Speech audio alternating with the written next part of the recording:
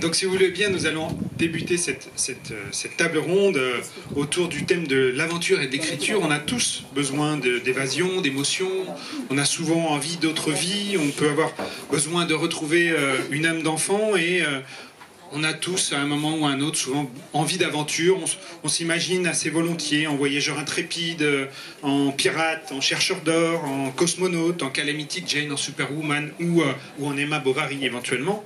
Et de l'aventure, eh bien, il y en a dans les livres de nos trois invités.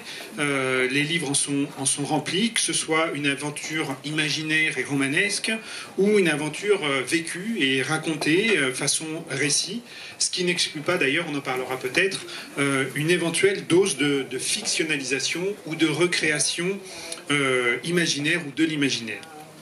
Pour vous présenter rapidement nos invités, si vous ne les connaissez pas et si vous n'avez pas encore lu leur livre, ce que j'espère vous ferez après la rencontre dans ce cas-là, eh bien à ma gauche, nous avons le plaisir d'accueillir Michel Bonnefoy. Michel Onfray. Miguel Bonnefoy, c'est parce que Michel juste à côté, Michel. Est-ce que Miguel c'est l'équivalent de Michel d'ailleurs? Alors peut-être tu me permets de... Oui, alors non seulement c'est l'équivalent de Michel, mais il se trouve que mon père s'appelle Michel. Or, lorsqu'il est né, quand il est né à Santiago, au Chili, il s'appelait Pedro Miguel. Mais quand il a fui la dictature et qu'il s'est retrouvé alors à Paris en tant qu'exilé politique, il y avait quelque chose qui s'appelait la Opération Condor, l'opération Condor. Et c'était donc des mercenaires des États-Unis qui étaient envoyés en Europe pour aller tuer les personnes qui avaient réussi à fuir la dictature pour être sûr qu'ils ne reviendraient pas au pays pour continuer la lutte sociale. Et donc mon père a dû changer de nom en arrivant en France et aujourd'hui, dans son compte en banque ou dans sa carte d'identité française, il y a écrit Pierre Michel. Et tout le monde l'appelle Michel. C'est bien que lorsqu'il a eu un enfant, il a décidé alors de garder le nom de Miguel en le transmettant. Voilà la chose. Donc je ne me suis pas tout à fait trompé. Ouf. Voilà, exactement. Merci de me sauver. Donc Miguel, vous êtes un homme à la croisée des cultures, avec un parcours personnel presque déjà qui est un roman d'aventure, assez presque romanesque, puisque donc effectivement vous êtes né d'un père chilien romancier, d'une mère vénézuélienne diplomate, que vous avez eu une enfance ballottée entre plusieurs pays, le Venezuela, le Portugal, la France, et que la mondialisation dans votre vie, sans vouloir rentrer dans votre vie intime, mais qu'elle continue, puisque vous m'avez dit hier que votre femme est danoise, et que votre premier enfant, et peut-être même votre prochain roman, naîtront vraisemblablement en Italie. Donc on est déjà dans un parcours assez aventureux et dans le voyage. Et vous serez en Italie d'ailleurs l'année prochaine parce que vous ferez partie des pensionnaires de la prestigieuse Villa Médicis. Donc oui, quand même. Hein. Et en tout cas, ce mélange des cultures se traduit bien évidemment dans vos récits, avec un amour de la langue française, un amour des mots et un appétit des mots évident, et qui porte une structure narrative souvent qu'on rapproche des romans picaresques, donc avec toute la culture de l'Amérique du Sud. Alors, on vous reçoit notamment pour Sucre Noir, justement, qui débute comme un roman d'aventure, d'une aventure un peu particulière. Sucre Noir, c'est donc votre deuxième roman, et pour le résumer rapidement, Sucre Noir débute sur une histoire de pirate, puisqu'on a un bateau du capitaine Henry Morgan qui est échoué, mais il n'est pas échoué n'importe où, il est échoué sur la cime des arbres en pleine forêt vénézuélienne. Et le capitaine Morgan a un trésor qu'il garde jalousement jusqu'à ce que, c'est le premier chapitre donc je peux le dire, jusqu'à ce que tous les marins du bateau meurent les uns après les autres et que ce trésor devienne une sorte de légende. Et puis on fait un saut de 300 ans ensuite dans l'histoire et non loin de là où on suppose que le bateau s'est échoué avec son trésor devenus perdus, on rencontre à ce moment-là une famille, ça devient une saga familiale, famille qui travaille dans la canne à sucre, et on va suivre sur tout leur roman l'histoire de cette famille et de comment de génération en génération, en 3 générations, on va aller vers une exploitation très riche et de la canne à sucre faire du rhum avec... on va croiser un certain nombre de personnages, vous les découvrirez dans le roman, des personnages qui aussi croisent d'autres personnages qui sont des chasseurs de trésors, et tout ça se mélange en une espèce de conte, de légende, de mythe, qui au fond est une parabole aussi de l'histoire du Venezuela, et non pas de sa quête de l'or, mais de sa quête de l'or noir plutôt, et de sa dépendance au pétrole. Ça vous va comme ça? Et puis, on vous reçoit aussi pour ce livre qui s'appelle Jungle, qui là est un récit de voyage, une vraie aventure. Hier, nous avons, pour ceux qui étaient là, nous avons projeté le documentaire qui s'appelle Les Tables du Ciel, qui a filmé votre expédition. Et donc, ce livre en est aussi le récit, le témoignage et les questions liées à l'écriture qui vont avec. Donc là, il s'agissait pour vous d'une expédition de commande par les éditions Paulsen qui sont basées à Chamonix. Donc c'est aussi pour ça que ça a attiré notre attention. Et il s'agissait ni plus ni moins que d'aller gravir une montagne qui s'appelle l'Aoyontepuy, qui surplombe la plus grande cascade du monde, le Querepacupay Vena. Je le prononce bien, je fais des efforts. Hein. Aussi appelé Salto Angel. Toute la nuit, depuis plusieurs jours. Et donc, de descendre cette cascade qui est la plus grande cascade du monde, près de 1000 mètres, en rappel. Quand on sait que vous n'êtes pas sportif, que vous avez le vertige et que vous n'aviez jamais fait de rappel, c'était effectivement une vraie aventure. Ensuite, nous avons le plaisir d'accueillir Michel Moutot, qui est arrivé cet après-midi, comme beaucoup de nos auteurs, avec beaucoup de difficultés. Donc, on les remercie d'être là. Michel, vous êtes journaliste. Et l'aventure, ou une sorte d'aventure, en tout cas le voyage, vous l'avez vécu notamment à travers votre profession de journaliste. Vous êtes journaliste à l'AFP et vous avez été en poste dans plusieurs endroits, à New York, à Nairobi, à Beyrouth. Vous avez couvert aussi, comme journaliste, plusieurs conflits, une quinzaine de conflits, et vous avez été salué notamment pour votre travail sur le conflit au Kosovo par le prestigieux prix Albert Londres, qui est le plus grand prix attribué aux journalistes pour leur travail.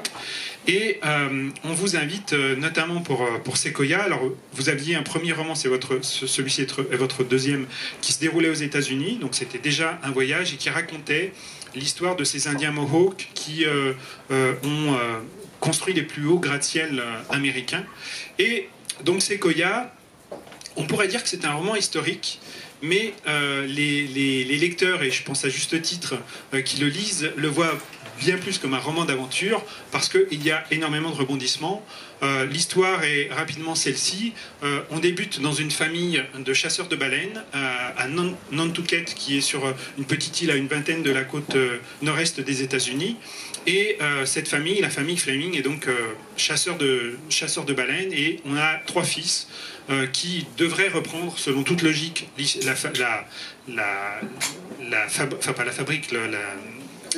la pêcherie familiale, merci. Le navire. Le navire. Et il se trouve que l'île va être en proie à un incendie assez important qui ravage les entrepôts d'un petit peu tout le monde, et que la pêcherie va être ruinée complètement. Et on découvre aussi que le père qui tenait l'affaire avait déjà contracté pas mal de dettes au final, et les 3 enfants, et le père meurt aussi au moment de l'incendie, et donc les 3 fils se retrouvent avec des dettes sur le dos.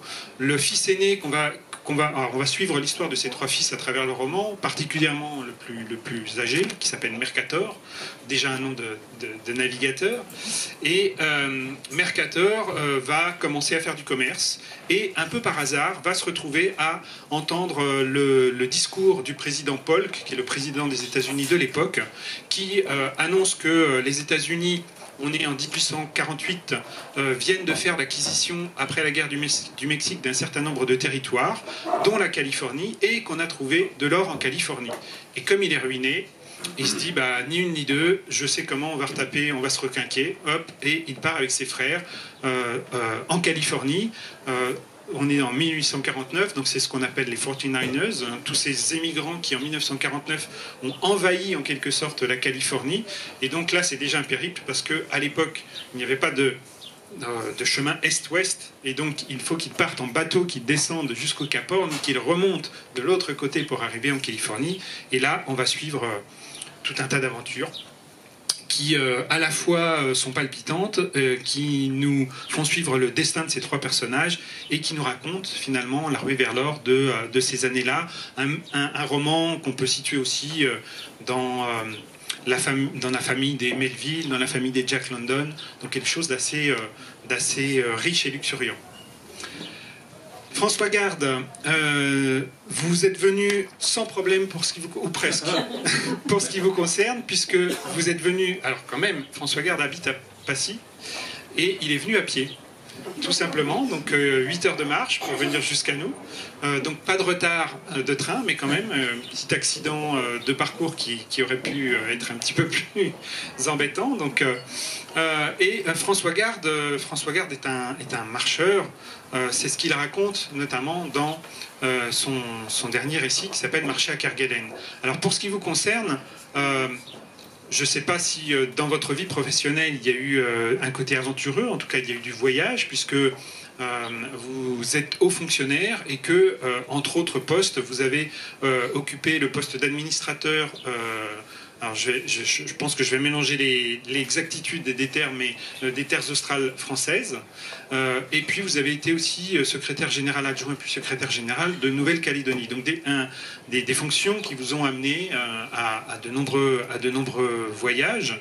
Et vos romans finalement sont assez récents. Enfin, le premier publié est assez récent, 2012. Il s'agissait de Ce qu'il advint du sauvage blanc. Et c'est déjà un roman où l'aventure... est dans le récit, puisqu'il s'agit d'un matelot au milieu du 19e siècle qui a été abandonné sur une île du Pacifique. C'est basé sur une histoire réelle.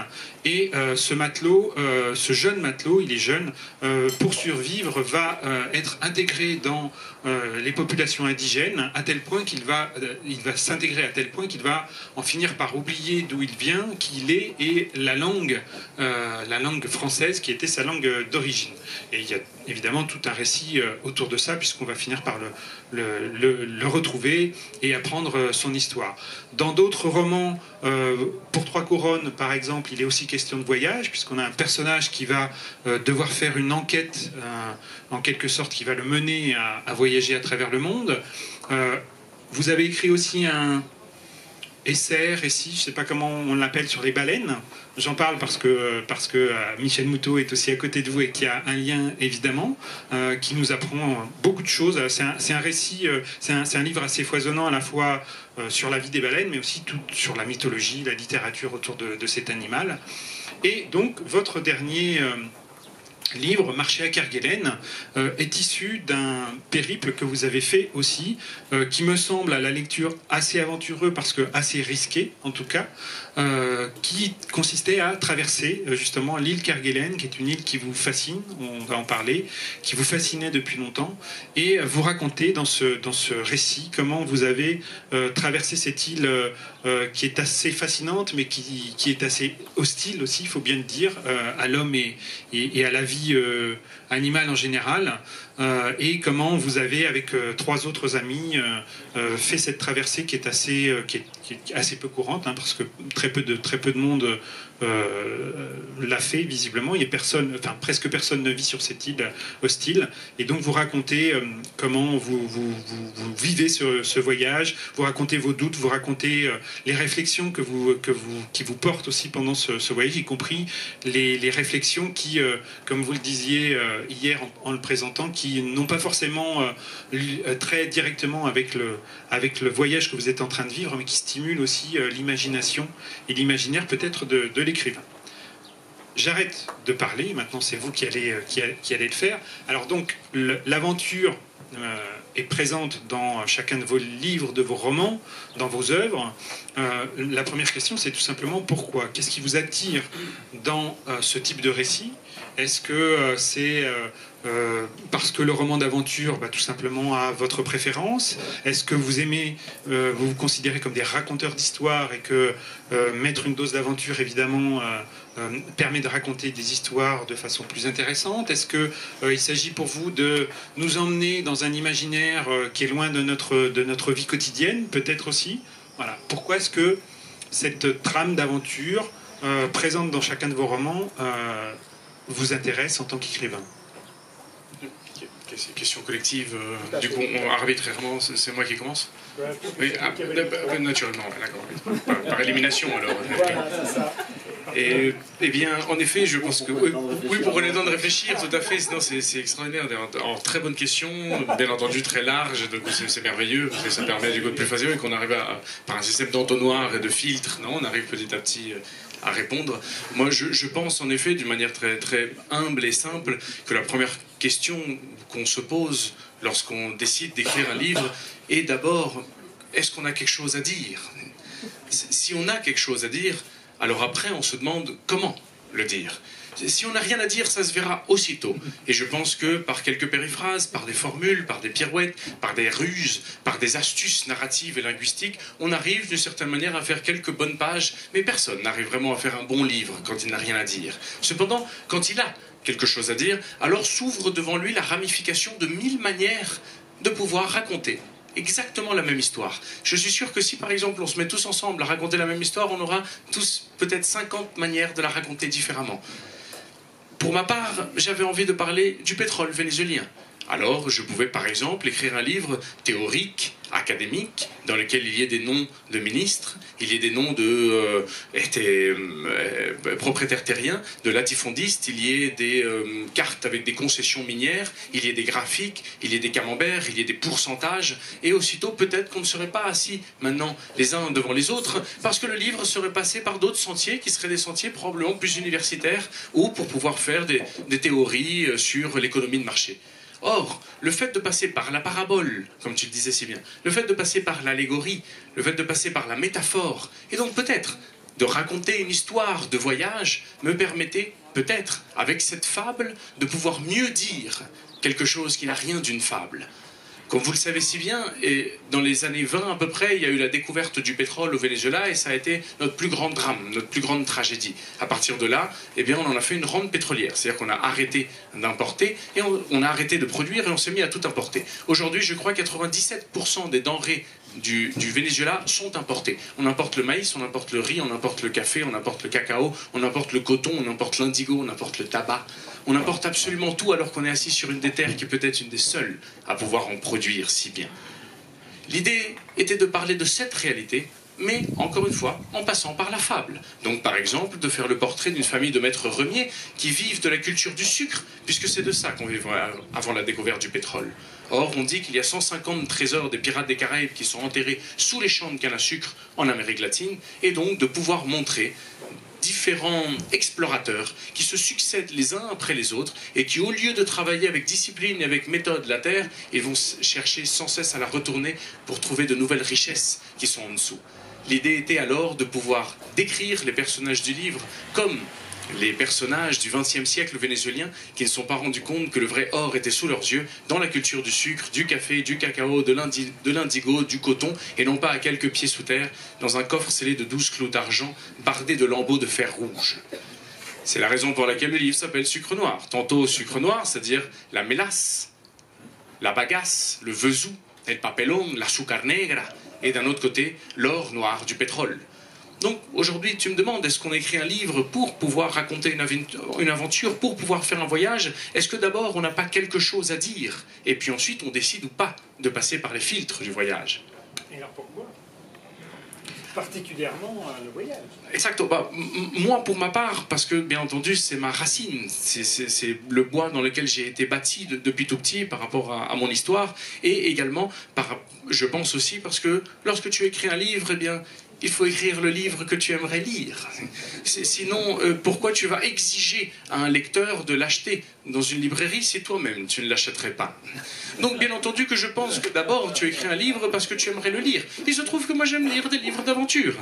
J'aime Stevenson, j'aime Conrad, j'aime Conan Doyle et j'aime le travail de Michel Moutot et de François Garde. Donc bien entendu lorsque je vais en librairie et que je n'achète que du François Garde et du Michel Moutot, eh bien il est absolument évident que lorsque je veux parler de politique, je passe par le voyage. Bravo. Michel Moutot, alors, vous Alors, moi j'ai commencé à la vivre pendant des années, en fait, en tant que reporter. C'est exactement pour ça que je suis rentré à l'AFP. Vous le savez sans doute, on a des bureaux dans le monde entier. On peut soit partir en reportage, soit être en poste. Donc, moi mon premier poste a été le Liban à la fin de la guerre. Après, il y a eu la guerre du Golfe, hein, donc j'ai enchaîné pas mal de conflits. Des conflits pas tellement pour l'amour des armes, mais tout simplement parce que ça me permettait d'aller dans des endroits où il se passait des choses extraordinaires. Et dans les conflits, il y a souvent des choses extraordinaires et des histoires à raconter. Et puis l'agence m'a fait de plus en plus confiance, donc ils m'ont envoyé un peu partout. Et pendant très longtemps, en fait, ce que je faisais, donc ce qu'on appelle des dépêches à l'agence, en fait c'est des papiers. Hein. C'est des papiers qu'on envoie un peu comme des bouteilles à la mer parce qu'ils sont traduits en 6 langues. On ne sait pas exactement par qui, on ne sait pas où ils partent, on ne sait pas où ils arrivent. Parfois, on reçoit d'un bureau, plus maintenant avec Internet, mais pendant des années, on a reçu parfois dans une enveloppe un petit journal découpé du Venezuela ou du Danemark ou d'Australie avec votre nom. Et moi, très longtemps, ça m'a suffi. J'adorais mon boulot, je l'adore toujours. Je trouve que l'agence est une boîte magnifique à cause de ça. Donc, je suis passé donc très vite de Beyrouth à Nairobi. J'ai fait toutes les guerres de Yougoslavie. Et après, je suis retourné en Afrique. Et après, je suis parti à New York où j'ai été correspondant au moment du 11 septembre. Et donc, pendant très longtemps, j'avais énormément de travail. Je me souviens, et c'est mon seul regret en fait de m'y être mis si tard, c'était le fantasme absolu de mon père qui était imprimeur et qui me disait tout le temps: mais quand est-ce que tu écris un livre? Je te l'imprime. Il était imprimeur, il faisait des étiquettes de vin à Narbonne. Donc évidemment, je lui dis: papa, c'est pas les mêmes machines, ça n'a pas marché. Oui, mais ça fait rien, je te l'imprime. Et en fait, je lui disais tout le temps: mais papa, j'ai pas le temps, regarde, je reviens de là, je repars là. En fait, c'était pas vrai. En fait, j'avais peur. En fait, je m'en sentais pas capable.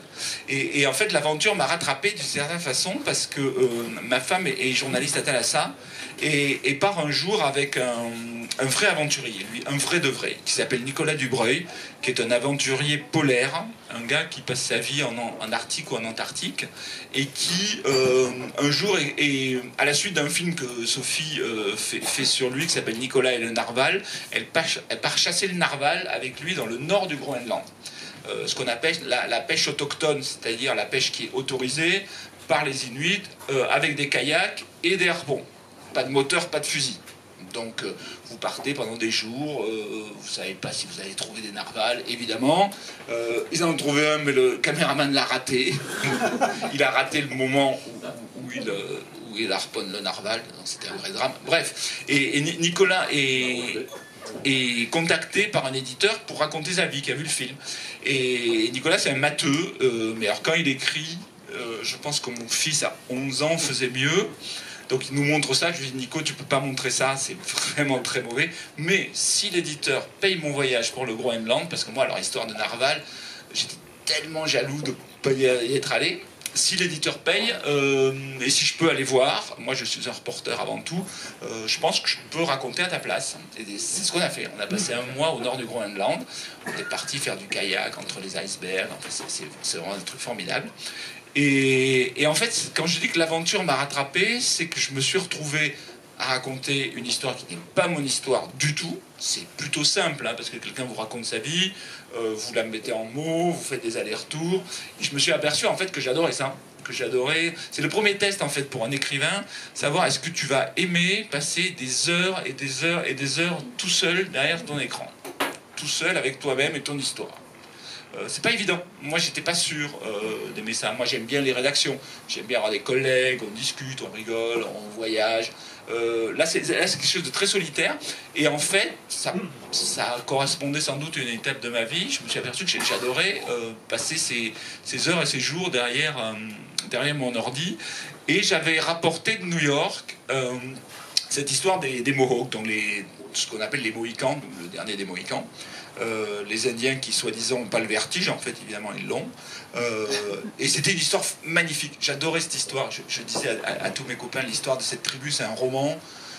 J'ai toujours pas compris comment un Américain ou un Canadien l'a pas fait avant moi. Et à force, et donc en fait ça m'a ôté un petit peu cette appréhension. Et puis je me suis lancé. Et donc j'ai dans ma besace tout un tas d'histoires que j'ai rapportées de 20 ans de reportage. Et celui-là en est une aussi, une histoire sur laquelle je suis tombé en allant en Nantucket. Et c'est exactement ce que disait Miguel, les histoires tu te les racontes à toi. Moi je les raconte même plutôt à l'ado de 13-14 ans que j'étais, quand ma maman m'a fait lire, qui était prof de français, coup de bol, m'a fait lire Les raisins de la colère de John Steinbeck. Moi je suis un admirateur absolu de Steinbeck. Et donc le premier Ciel d'acier a plutôt bien marché. Et donc du coup maintenant cette impression élevée. Et hélas mon papa est mort avant d'avoir vu la sortie de mon premier livre. C'est vraiment mon seul regret. François Garde, l'aventure chez vous. Bon, c'est super dur de parler en troisième. Hein. Ils sont tellement brillants que... Tu pourras commencer pour la prochaine question si tu veux, t'es le premier. C'est ça, on fera l'aller-retour. Que dire sur l'aventure? Pour moi, l'aventure, ça a commencé dans la bibliothèque de la maison familiale. J'ai eu la chance de grandir dans une maison où il y avait beaucoup de livres. Et il y avait notamment à peu près une intégrale de Jules Verne dans la collection Hetzel. Il paraît que ça vaut une fortune, c'est toujours dans la maison familiale. Et j'ai lu Jules Verne sans me rendre compte que c'était des livres de bibliophile que je lisais à 12 ans avec encore du chocolat sur les doigts. Et j'ai lu tout Jules Verne et j'étais absolument emporté par les histoires de Jules Verne, qui reste pour moi un maître raconteur d'histoire. Il y en a d'autres, bien sûr, Alexandre Dumas, ou même le Stendhal, la Chartreuse de Parme, par exemple. Mais Jules Verne, il y a vraiment une place particulière pour moi, parce que c'est lui qui m'a initié à l'aventure en associant l'aventure elle-même avec le dépaysement géographique. Michel Strogoff, L'île mystérieuse, 5 semaines en ballon, on voyage. On est dans sa chambre, on est tout seul et on voyage avec ces belles aventures conçues pour adolescents par Jules Verne. Et j'ai tout de suite su que je serais écrivain. Moi, c'était une vocation très, très précoce. Alors, comme Thierry a fait remarquer que j'avais publié mon premier roman à 52 ans, ça veut dire... J'ai pas dit l'âge, j'ai dit l'année. Ça ne veut pas dire que je n'ai pas essayé avant. Hein. J'avais essayé avant à plusieurs reprises. J'étais allé vers l'écriture romanesque par parfois des chemins de traverse. Mais si mes romans précédents n'ont pas été publiés, c'est parce qu'ils étaient mauvais, en tout cas imparfaits. Et donc, moi j'aime à dire que Ce qu'est la zone sauvage blanc, qui a eu le bon goût de premier roman, c'est mon dernier premier roman. Et tous ces romans, les publiés comme les non publiés, ont trait à l'aventure. Pourquoi l'aventure? Pour au moins 2 raisons. La première, c'est que, ça a été dit fort bien avant moi, j'écris pour raconter des histoires. Plutôt, j'aime raconter des histoires, même quand je les écris pas. Je me souviens par exemple d'avoir raconté une histoire à ma fille, jusque-là ça n'a aucun intérêt, qui avait à l'époque, je ne sais pas, 9 ans, mais l'histoire je l'ai inventée. Et alors la petite sœur est venue, qui avait 5 ans, est venue dans le lit de sa grande sœur, et j'ai raconté une histoire, inventée. Et puis, il a fallu recommencer. Et imaginer l'histoire, et alors c'était évidemment pas tous les soirs, parce que des soirs on sortait, mais ça a duré 3 ans, à raison de 2 à 3 soirs par semaine. et avec ce public très exigeant que sont vos deux enfants, c'est-à-dire que si vous dites, si vous êtes trompé, mais non papa, machin, il n'a pas fait ça, etc., enfin, c'est super dur. Donc il faut mémoriser sur 3 ans tous les épisodes pour rester cohérent, et tous les soirs se dire, aïe aïe aïe, qu'est-ce qu'il va falloir que je leur raconte, parce que voilà, on a créé 2 personnages, on les a amenés dans une... Voilà, il faut que ça rebondisse, enfin, un peu comme un feuilletoniste, mais le feuilletoniste, lui, pouvait corriger sa copie quand c'est à l'oral et en impro live total, avec ce public exigeant que sont vos 2 enfants. Bon, ça a duré 3 ans. Et moi, ça m'a beaucoup marqué. J'ai pas écrit, hein, voilà, c'est juste un petit secret entre mes filles et moi. Mais ça m'a beaucoup marqué le fait de pouvoir improviser une histoire comme ça pendant 3 ans et de tenir en haleine un public, certes captif, mais pas nécessairement très facile. Elles auraient pu me licencier, quoi, hein, dans ma fonction de conteur. Ça a duré 3 ans. Donc, j'aime raconter des histoires et à un public adulte, puisque voilà. C'est ce que je fais, c'est de la littérature pour adultes, c'est pas la littérature jeunesse. J'aime raconter des histoires. Et à contrario, alors d'ailleurs, j'aime raconter des histoires, et c'est vrai que pour que les histoires fonctionnent, il y a des mots, il y a des situations, il y a des évocations, il y a des endroits qui font immédiatement démarrer l'imaginaire. Un jour que j'intervenais dans une commune dont je tairai le nom,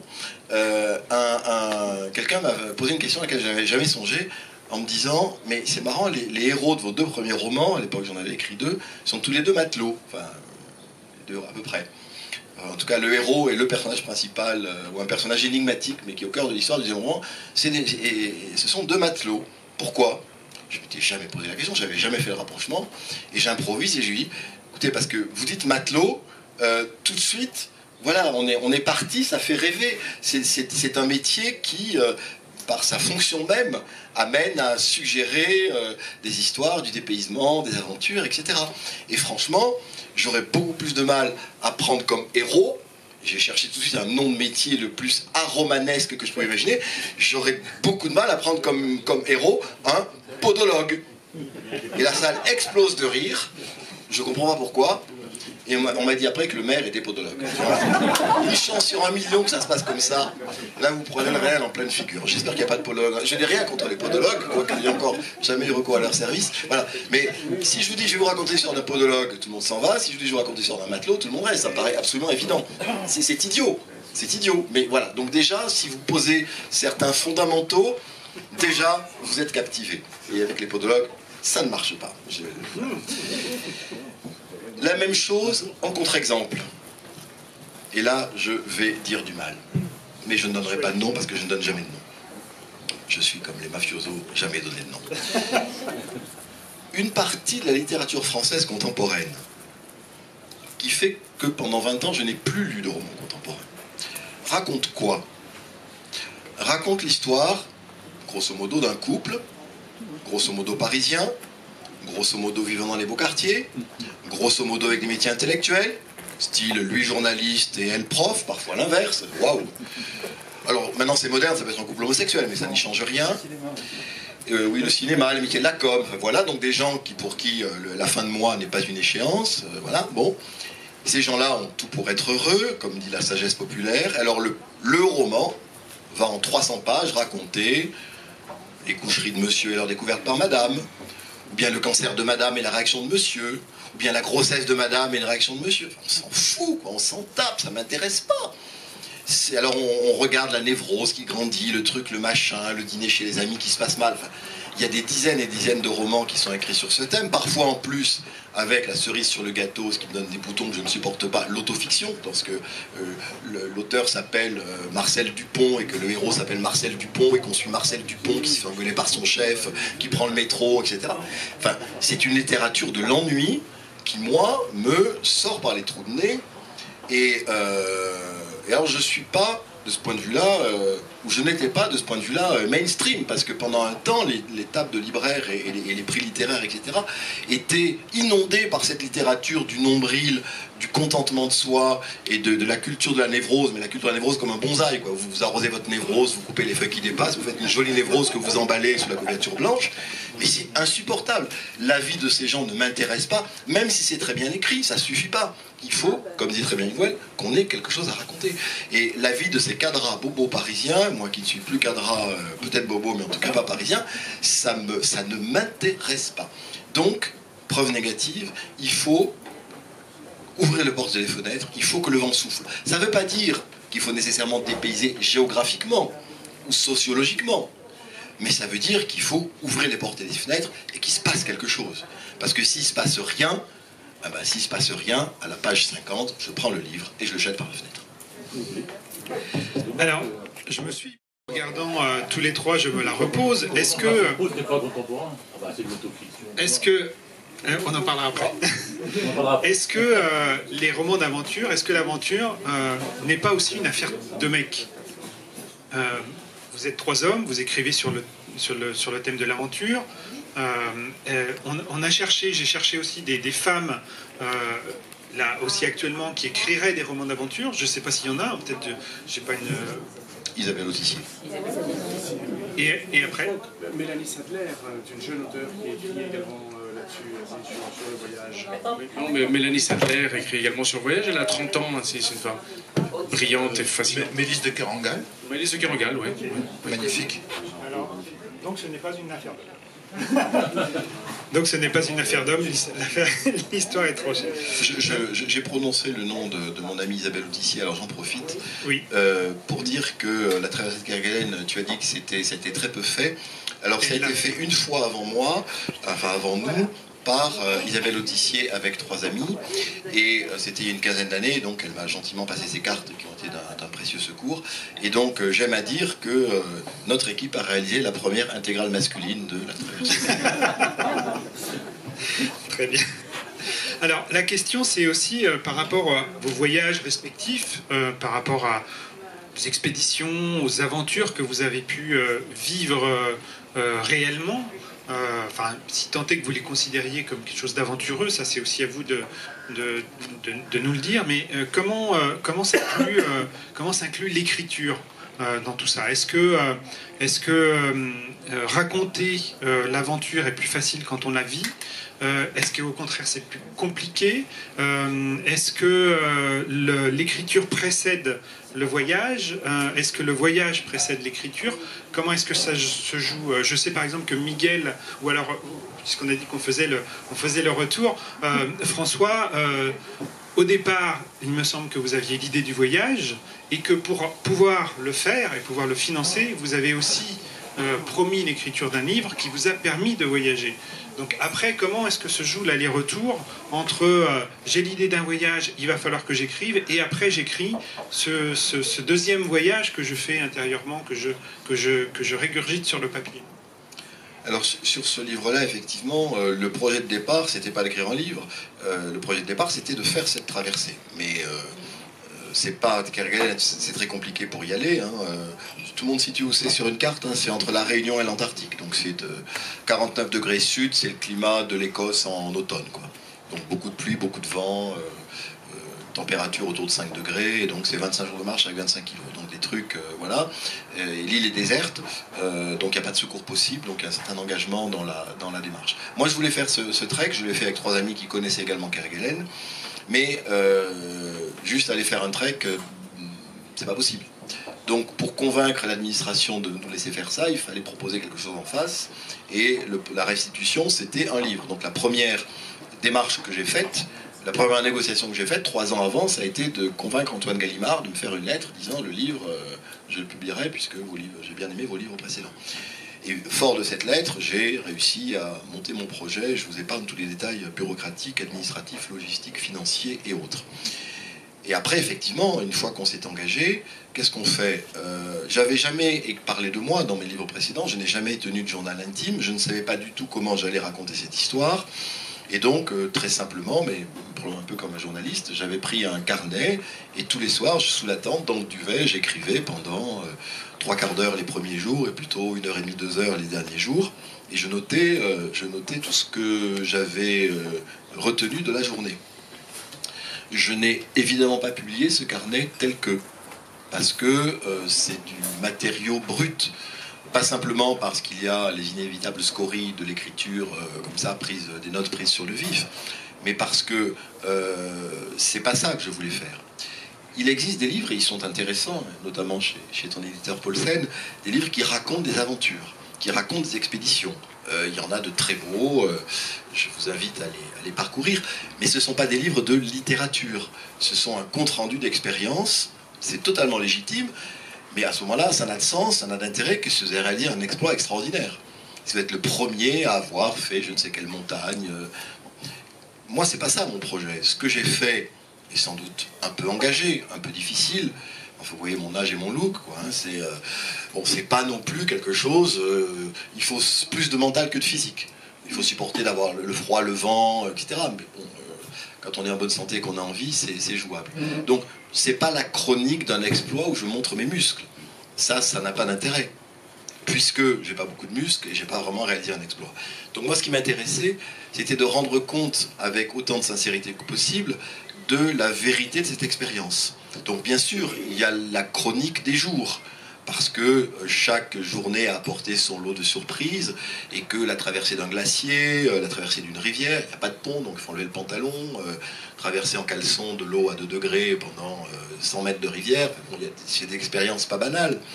Mais au fond, si je dis juste ça, ça n'a pas beaucoup d'intérêt. Ou ça a l'intérêt, le simple intérêt d'une chronique. Et moi, je prétends, avec beaucoup d'orgueil, autant je suis sincère sur mon exploit, autant je suis orgueilleux sur mon objectif. Moi, ce que je prétends faire, c'est de la littérature, c'est-à-dire être capable par les mots de faire partager l'expérience dans ce qu'elle a de plus profond. Et donc, il faut aussi rendre compte d'autre chose que le muscle. C'est la relation avec les 3 autres. C'est la manière dont le corps réagit à toute une série de choses dont il a perdu, dont on a l'habitude. Le fait, par exemple, de vivre sans montre, d'être tout le temps mouillé, de manger tout le temps le même repas. Tout ça, c'est des expériences que je n'avais pas imaginées, mais dont j'ai senti la spécificité. Le fait, par exemple, de ne pas avoir de miroir. Et donc, pendant 25 jours, la seule information que j'avais, c'était que ma barbe poussait. Mais je voyais mes camarades se transformer physiquement. Les joues qui se creusaient, les yeux qui se creusaient. Moi, je ne sais pas quelle tête j'avais. J'ai perdu la connaissance de mon visage. Et à l'inverse, j'avais une connaissance parfaite de mon sac à dos. C'est très incroyable, moi qui suis un peu bordélique. Je mettais la main dans le sac à dos, je prenais au bout de 4-5 jours exactement pile poil au bon endroit l'objet dont j'avais besoin à cet instant-là. Donc il y a plein d'expériences qui sont au-delà de la marche, du pas infiniment renouvelé pendant 25 jours. Et donc le projet du livre, c'était de rendre compte de tout ça, y compris des coqs à l'âne, y compris des moments d'humour, de rigolade, ou des coups de blues, ou des coups de peur, parce qu'il y a une grosse tempête qui nous a fait un peu peur. Donc voilà, moi je dis, là j'ai peur, enfin voilà, c'est pas la peine de faire le Mickey, là j'ai peur, je raconte ce que c'est que la peur, je raconte ce que c'est que parfois, dans cet excès d'eau, parce que là c'est une journée la pluie, quelque chose de monstrueux, on finit par délirer. Hein, je vois écrit sur un rocher, en caractère cyrillique, Kot. Kot en russe, ça veut dire le chat. Et évidemment, c'est le hasard et un certain éclairage qui fait que les lichens ont porté ces 3 lettres en cyrillique. Mais je commence, sans esprit critique par rapport à cette situation, je commence à imaginer l'histoire du marin russe, puisqu'il y a eu des marins soviétiques qui sont venus pêcher à Kerguelen. Et je me dis, mais qu'est-ce qu'il foutait là? Mais pourquoi il écrit chat d'ailleurs? Pourquoi il écrit il écrit minou? Et pourquoi il pense à un chat et pas à sa femme quand il est perdu dans la mer? Mais je suis con, parce que de toute façon, ils sont jamais montés aussi haut puisqu'ils pêchaient. L'esprit part en délire complet, et au bout de 2 paragraphes dans le livre, et en fait, peut-être 15 secondes dans la réalité, je dis non mais là je déconne. Mais c'est intéressant de se dire que le cerveau, sursaturé d'oxygène et de pluie, fait l'effort d'aller rechercher, j'ai fait du russe au lycée, donc il y a un certain temps, j'ai jamais... Et le mot cote est revenu. Et m'a pris dans cette histoire imaginaire d'un pêcheur soviétique qui aurait été écrire chat à un col au fin fond de Kerguelen. C'est totalement absurde, mais c'est tellement intense comme expérience que voilà, c'est ça qui est intéressant de raconter. Plus que de dire j'ai des gros biscottos, j'ai fait des trucs, etc. Donc l'expérience de la littérature, pour moi, c'est ça l'aventure. C'est ça qui est intéressant. Pas de faire la chronique d'un exploit sportif, c'est légitime mais c'est pas mon truc, mais de faire la restitution littéraire d'une expérience singulière. Michel, comment ça s'intègre chez vous, ces voyages dans l'écriture? D'autant plus que, pour ce qui vous concerne, c'est un récit qui est un récit dans le temps, un récit historique. Donc, est-ce que vous vous êtes servi d'expérience personnelle pour... Alors, celui-là c'est très simple, en fait. Ça a commencé avec une visite à Nantucket, dont Nantucket, donc, cette île au large de Boston, qui est l'île d'où part le Pequod, le navire de Moby Dick, hein, du capitaine Ahab dans Moby Dick. Donc, en fait, il se trouve là, encore une fois, on en revient à mon travail. Donc, moi, je suis correspondant à New York, c'est avant le 11 septembre. Donc, je fais un peu ce que je veux. Hein. Je dis souvent que correspondant à l'AFP, c'est de très loin le meilleur job du monde, parce que vous avez une liberté de faire ce que vous voulez, à partir du moment où ça vous fait marrer. À partir du moment où, quand les tours s'effondrent, vous ne faites pas autre chose, hein, bien évidemment. Donc on a la dictature de ce qu'on appelle le factuel. Il se passe des trucs, genre Hillary va être candidate au Sénat de New York, vous n'allez pas faire autre chose. Évidemment les tours, moi j'ai bossé que là-dessus pendant pratiquement 6 mois. Mais avant, vous avez des larges moments où vous êtes correspondant, vous faites ce que vous voulez. Un gars qui s'appelle Nathanael Philbrick fait un bouquin qui s'appelle In the Heart of the Sea, donc au cœur de l'océan. Il a été traduit en français, je vous le recommande, c'est une histoire formidable, sur l'histoire vraie qui a inspiré Melville. Voilà, la baleinière Essex. Absolument, au cœur de l'océan. Et le film est pas mal, en fait. Et le bouquin est formidable. Et donc, c'est un gars, c'est son premier récit. En fait, il habite à Nantucket parce qu'il a épousé une fille de Nantucket. Il n'a pas trop grand-chose à faire. Il tombe sur ce récit, justement. Donc, au début du 19e, une grosse baleinière, donc le gros bateau, pas les petites chaloupes hein, qu'on voit tout le temps envoyées en l'air par les queues des cachalots. Le gros bateau est coulé par un cachalot, ce qui n'arrive normalement jamais. A priori, c'est arrivé 3 fois dans l'histoire de la chasse à la baleine américaine. Et donc, Melville fait une saison de chasse à la baleine et tombe sur le fils du commandant de l'Essex, qui non seulement lui raconte l'histoire de son père, mais lui donne son carnet de bord. C'est de là qu'il a pris l'histoire du cachalot qui va couler un navire, et il l'a, je pense, mélangé avec une histoire vraie aussi, qui est un cachalot albinos qu'on appelait que les baleiniers appelaient mocadik, qui était un grand cachalot albinos, très féroce, que les baleiniers de Nantucket, mais aussi les Français, mais aussi les Anglais, ont mis des années à tuer, parce qu'il était extrêmement féroce, celui-là. Et quand un baleinier de Nantucket a failli l'avoir, si je me souviens bien, 1812, je crois, enfin début du 19e, on a trouvé 17 harpons dans son dos. Et alors Mocadik, c'était un mythe. À la fois, ils voulaient tous le tuer, celui-là, parce qu'il était énorme. Hein, et les chasseurs de baleines, eux, ce qui les intéresse d'abord, c'est l'huile qu'on en sort. Hein. Ils voyaient une baleine passer ou un cachalot, ils disaient ça c'est un 40 barils, ça c'est un 60 barils, donc va plutôt vers celui-là. Bref. Donc et puis j'avais lu Moby Dick, évidemment, je savais que mon rédacteur en chef à Washington était un fan aussi, donc évidemment là je prends pas de risque, hein, je l'appelle, je dis Dion Francis, l'histoire vraie qui a inspiré Melville. Ah ouais. Il faut que j'aille à Nantucket, c'est pas gratos. T'es d'accord? Mais oui, bien sûr.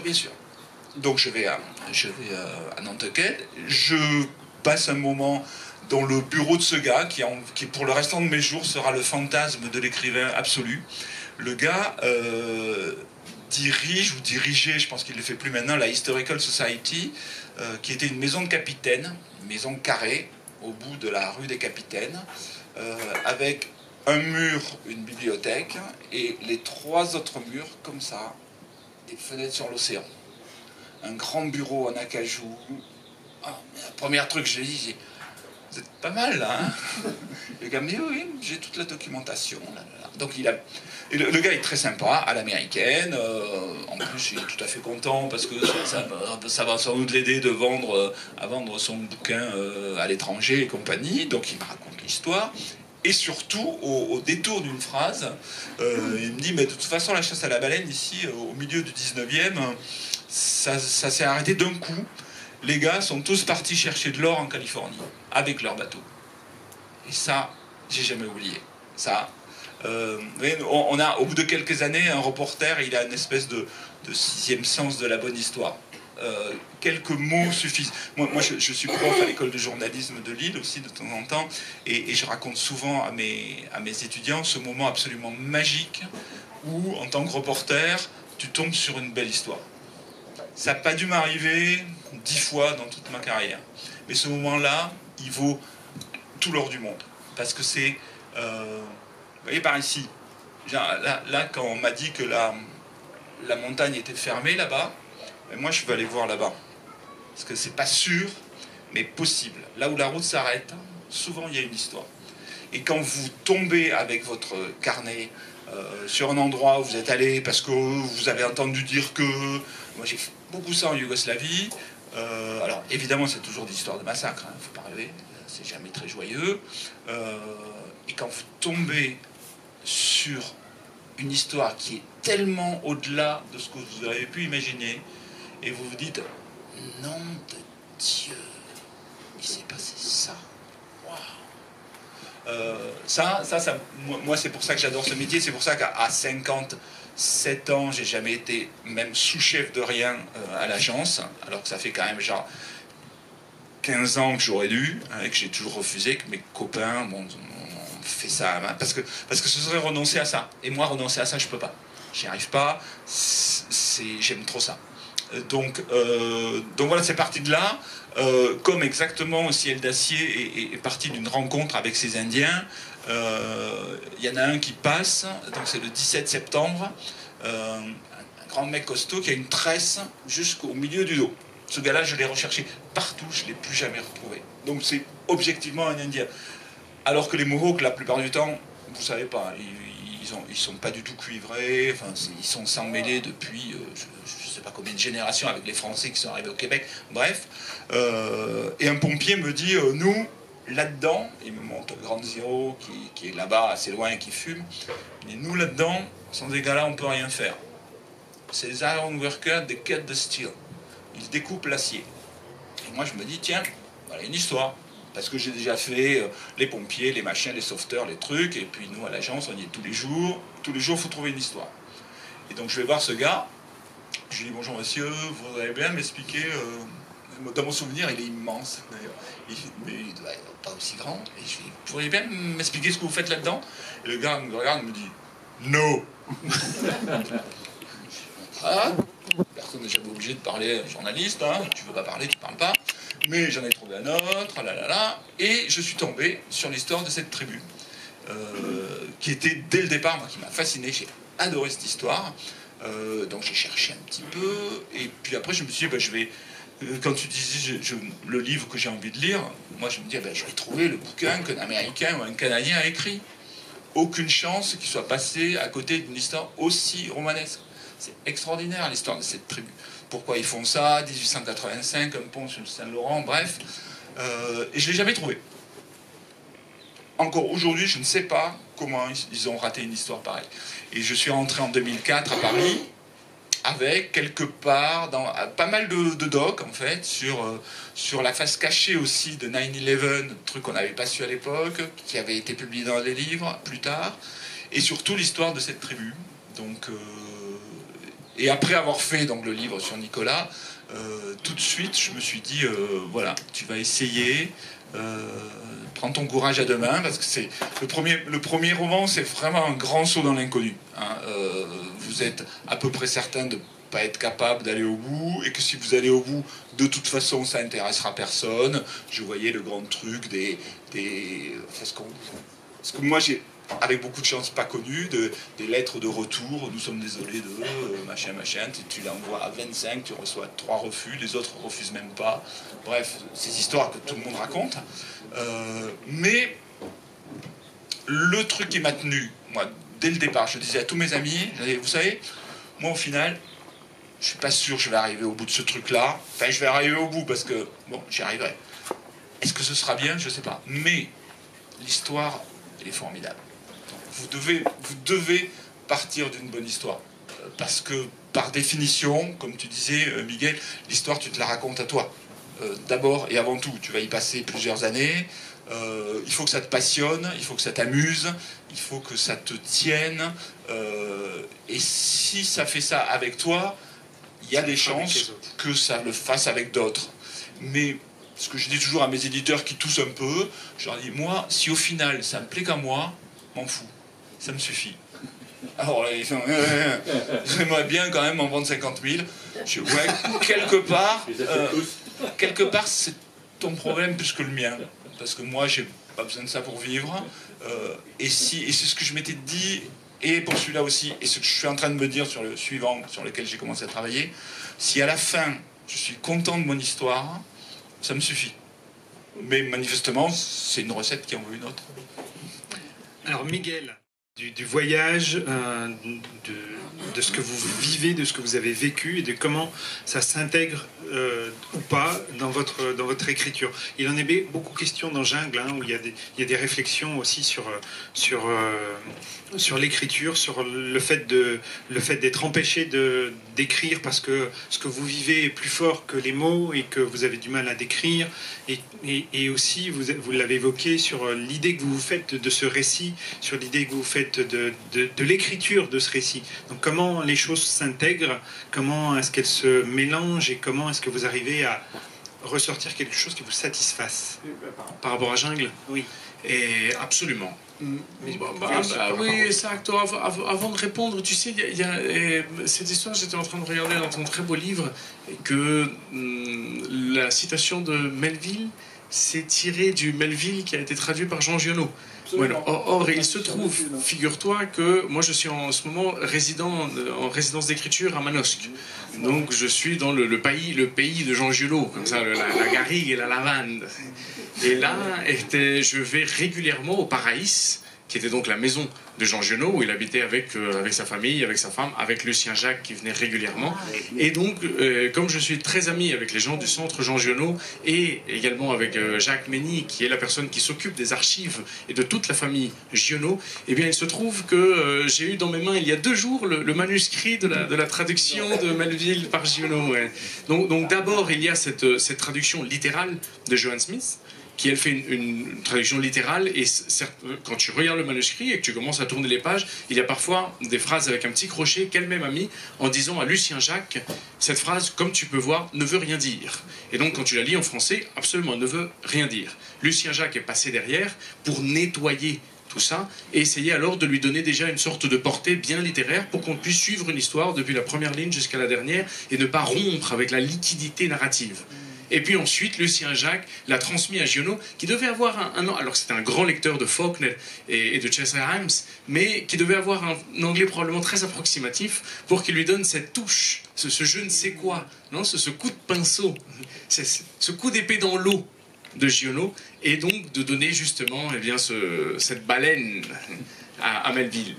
Donc tu vois, ça me fait plaisir de voir ça en effet, et de dire, écoute, et si tu viens à Manosque, cher ami, eh bien je t'emmènerai devant le manuscrit. Tu pourras prendre le selfie avec le manuscrit. Voilà, ça sert à ça aussi, les rencontres. Moi je prends pas de selfie. Ça sert à ça aussi. Bien entendu, je disais plus, non, on ne prendra pas le selfie. Mais tu pourras au moins avoir le manuscrit dans ta main. Oui, voilà, et du coup, en effet, de découvrir certaines choses, des petites ratures, comme ça, les trébuchements, les audaces, et tout ça. Et les coquetteries. Et par rapport à ce que tu me disais sur Jungle, moi je suis absolument d'accord avec mes amis, avec Michel et avec François, et je pense que nous venons d'abord des lettres avant d'être des voyageurs. Bien entendu qu'on a le voyage dans le sang et qu'on a ce virus qui peut-être a été transmis par la famille, mais on a un goût du voyage linguistique, d'aller, comme disait Neruda, aller fouiller les poils et le ventre de la langue, qui parfois, le voyage dans les galeries linguistiques est tellement plus sublime, tellement plus vaste, tellement plus périlleux, parfois même plus épineux qu'un voyage dans la jungle. Si bien que lorsque j'étais dans la jungle et que je voyais un petit peu comment était la nature devant moi, infinie, immense, eh bien je me demandais comment je pourrais faire pour pouvoir réduire cette nature à 26 lettres, à 300 000 mots de la langue française, et essayer de parler avec un instrument qui est fini, de l'infini de la nature. Et je pense, en me rendant compte que de toute façon je n'y arriverai pas et qu'aucun texte sur la jungle ne peut réellement rendre la profondeur de la jungle, alors aussitôt, presque par élimination, il te reste une attitude beaucoup plus humble de dire je veux me permettre d'une manière presque journalistique, d'une manière presque factuelle, de raconter ce que j'ai vécu, ce que j'ai vu, en essayant de temps en temps, mais par témérité, de m'essayer comme ça à quelques licences poétiques, à quelques coquetteries de langue, mais immédiatement revenir à ma position en disant moi je vais vous parler d'un ciel étoilé au milieu de la jungle qui est blanc, laiteux, sublime, mais vous pourrez imaginer que dans cette page vous ne le verrez pas. Alors c'est peut-être une invitation au voyage. Ou du moins c'est comme ça que j'avais vécu la chose. Ça c'était pour une commande, mais avant tout, il y avait le goût de la langue de pouvoir raconter ce voyage. Et peut-être il m'est arrivé exactement la même chose pour Sucre Noir. Et peut-être mes amis seront d'accord avec moi ou pas, de se rendre compte qu'un livre t'amène à un autre livre en général. Je me souviens que pendant une rencontre littéraire, alors que j'étais en train de présenter Le Voyage d'Octavio, qui était le premier livre, je suis tombé sur une jeune journaliste qui s'appelle Laura Lourdas et qui avait inventé une soirée qui s'appelait Le Verre et la Plume. C'est-à-dire qu'elle croisait un livre avec un alcool. Elle avait pris Le Voyage d'Octavio, elle avait choisi un rhum. Et donc, dans une rhumerie, devant une trentaine de personnes, elle avait servi un petit verre de rhum à tout le monde. Et moi, je lisais des passages du livre et les gens, les yeux fermés, essayaient de voir s'il y avait des connexions, s'il y avait des passerelles, et s'il y avait des chemins particuliers entre le parfum des mots et le parfum de l'alcool. Ne bougez pas, il me semble que c'est prévu tout à l'heure, non? Que tu as déjà prévu le rhum Henry Morgan, d'ailleurs, existe. Existe. Je suis pas sûr qu'il soit très bon. Non, bah, si, c'est un rhum jamaïcain qui est assez bon, comme ça, très caramélisé. Quoi qu'il en soit, en finissant alors la lecture devant toutes ces personnes, il y avait à côté de moi un maître rhummier qui s'appelle Alexandre Vintier, qui a écrit un délicieux livre qui s'appelle Les 101 rhums à découvrir, et qui s'est mis à parler du rhum que nous étions en train de boire. Et il a commencé à utiliser un champ lexical qui était beaucoup plus proche de la poésie que celui de l'alcool. Il a commencé à utiliser des mots comme ambre, comme mélasse, comme girofle, comme cannelle, comme mangue sèche, comme porosité du chêne, comme part des anges, comme haie de palmier. Et je me disais, waouh, comme j'aimerais un jour pouvoir écrire un livre qui ait exactement les mêmes adjectifs et que quelqu'un puisse parler d'un livre avec les mêmes substantifs. Comme j'aimerais que l'imaginaire collectif, que le parfum, que la respiration, que l'épaisseur, que l'étoffe du livre ressemble à ce qu'il décrit. Alors je suis parti au Venezuela, donc, et quand tu arrives à Caracas, à peu près à 2 heures à l'ouest de Caracas, tu rentres par une sorte de long chemin qui est une sorte de chapelet dont les grains sont des vendeuses de mangue et de goyaves.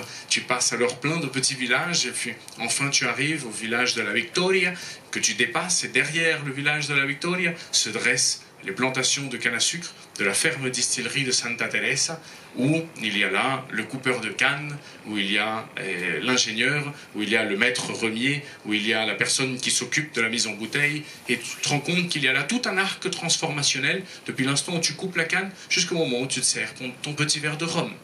Je suis donc parti là-bas pour aller faire des recherches. Naturellement, les informations qu'on me donnait étaient en espagnol. Moi, je les écoutais en espagnol, j'essayais de créer une sorte de premier filtre dans ma tête pour pouvoir noter dans le Moleskine les mots en français. Mais il y avait déjà, on perdait quelque chose et peut-être on en gagnait d'autres. Et puis ensuite, une fois que j'avais entièrement rempli mon petit carnet avec toutes les informations nécessaires, je suis revenu en France. Je me suis enfermé à la villa Marguerite Yourcenar, qui est entre Lille et Dunkerque, à la frontière belge, près de Bailleul, dans un endroit, vous pouvez imaginer, qui n'a rien de tropical, dans lequel, quand j'étais oisif et j'allais me promener dans le jardin, eh bien, il y avait là des rhododendrons, il y avait de l'ail des ours, il y avait des jacinthes, et au loin, comme ça, on voyait des beffrois avec des styles néo-normands. Et moi, j'essayais d'imaginer des abondances tropicales, où ça pourrait sentir la mangue, et où la rondeur de l'orange aurait la rondeur de la papaye.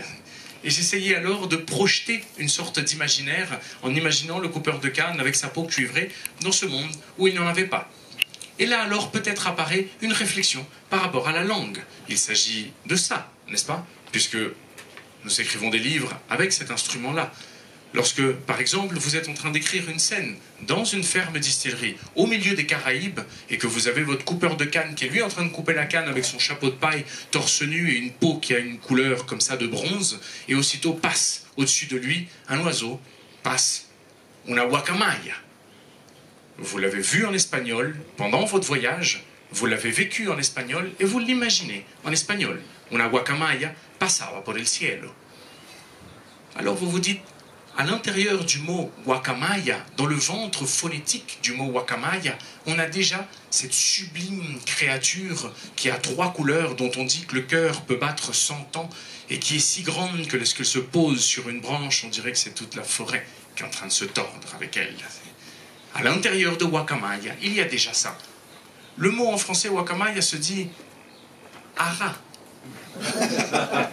Vous conviendrez avec moi que ça a moins d'épaisseur, que ça a moins de relief, et que naturellement l'ara, passé par le ciel, a moins de force que la guacamaya passera por el cielo.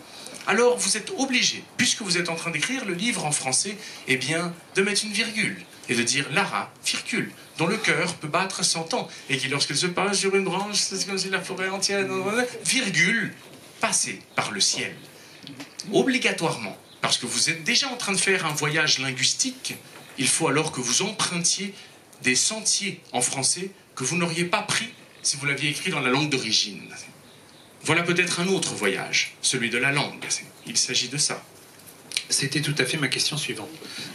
Parce que effectivement, la question, c'est aussi à partir d'un matériau commun à tous, et y compris, par exemple, dans Sucre Noir, non seulement un matériau de langue, mais aussi un matériau d'imaginaire, puisqu'on retrouve des figures, la figure du pirate, la figure du chasseur de trésors, la figure de la femme du 19e amoureuse, un peu une espèce de néo-Madame Bovary. Donc il y a un matériau qui est déjà utilisé, et comment est-ce qu'à partir de ce matériau commun, et avec l'aventure de l'imaginaire et de la langue, on arrive à faire quelque chose de différent? Absolument, et je pense à ce compte. Ah pardon, j'ai perdu le... Non mais c'est moi qui t'interromps délibérément et c'est très grossier, mais tu as dit quelque chose sur quoi je voulais rebondir. Mais Thierry, garde ta question bien sûr, mais parce que moi je vais oublier. Quand tu disais que tu étais à Bailleul, à la Villa Yourcenar, et que tu écrivais dans les Caraïbes, ça a fait tilt. Parce que moi, quand j'ai écrit mon premier roman qui se passe en Australie, je l'ai écrit, où je décrivais donc des plages subtropicales, enfin tropicales ou subéquatoriales. J'étais à Val d'Isère en plein hiver, au milieu de la neige. Et je réalise que, probablement toi, quand tu as écrit ton livre sur l'Amérique, tu étais déjà rentré en France. Et c'est aussi quand même très important, le voyage, l'imaginaire, de se mettre à cette distance. Et je réalise aussi que mon livre à Kerguelen, je l'ai écrit quand je suis rentré. Parce que sur place, on ne peut que prendre des notes. Et il faut, comme un alambic, que ça infuse. Et pour ça, la distance est importante. Et là, je crois que Miguel a dit quelque chose qui est extrêmement juste. L'aventure, on ne peut pas la mettre comme ça. Enfin, c'est pas comme l'église au milieu du village, quoi. Il faut qu'on ait un regard décentré. Alors, je ne sais pas où est le centre, où est la périphérie, mais il faut qu'on soit décentré pour que ça fonctionne. Sinon, ça ne marche pas. Donc, c'était tellement important, je me suis permis de vous interrompre. Il a tout à fait raison. Je pense en effet qu'au milieu du voyage, tu te permets quelques notes, tu te permets des croquis comme ça pour ne pas oublier telle idée et telle autre. En tant que journaliste, j'imagine en effet que tu as des impressions rapides et même peut-être des jugements par rapport à ton architecture mentale comme ça que tu projettes sur le monde et tu dis alors c'est ceci, c'est comme ça. Et puis avec le temps, petit à petit, comme tu dis, infusé, décanté, fermenté, macéré, et puis finalement tu peux avoir le bon alcool, la bonne liqueur. Parce que l'écriture, par rapport à cela, elle a un adjuvant qui est la nostalgie. Et sinon, tu n'arrives pas à aller au bout de ce que tu vas dire. C'est tout à fait ça. Et je crois même qu'on peut encore aller plus loin, enfin, ou essayer de creuser entre nous, non, puisqu'on est entre amis, et pour essayer de creuser ce trou pour voir si on trouve du pétrole. Et je pense que l'or de la langue. Oui, voilà. Même au-delà du voyage, je pense qu'il y a également un voyage au niveau de la bibliothèque. C'est-à-dire que derrière tout livre, il y a une bibliothèque. Et Michel Moutot, toi, tu n'étais pas baleinier au 19e. Donc, fatalement, il a fallu que ce soit énormément dans les livres que tu trouves beaucoup d'informations. Et peut-être, François également, par rapport à tes livres, il y a derrière chaque livre une bibliothèque dans laquelle il y a des auteurs qui sont présents, tantôt des auteurs consacrés et tantôt des illustres inconnus qui te permettent, eh bien, par un livre plus théorique, plus de spécialistes, d'avoir un champ lexical essentiel. Alors, à cet égard, je te confie, mais tu ne le répètes pas, je te confie ma méthode pour traiter, quel que soit le sujet, il faut tout lire exactement. Et ensuite tout oublier. Tout oublier. Il n'y a pas d'autre manière. Et- Pour être maître chez soi. Maître chez soi. Et François a tout à fait raison là-dessus, et il faut tout lire. Et ceci n'est pas du tout un enseignement de personnes comme nous, qui arrivons comme ça tard dans cette affaire de la littérature. Lorsque vous lisez les correspondances de Flaubert, vous vous rendez compte à quel point c'était un homme qui lisait, selon lui, 1700 livres pour n'en écrire qu'un seul. Si bien que Théophile Gautier disait de Flaubert, c'est un homme qui abat une forêt pour construire une boîte d'allumettes.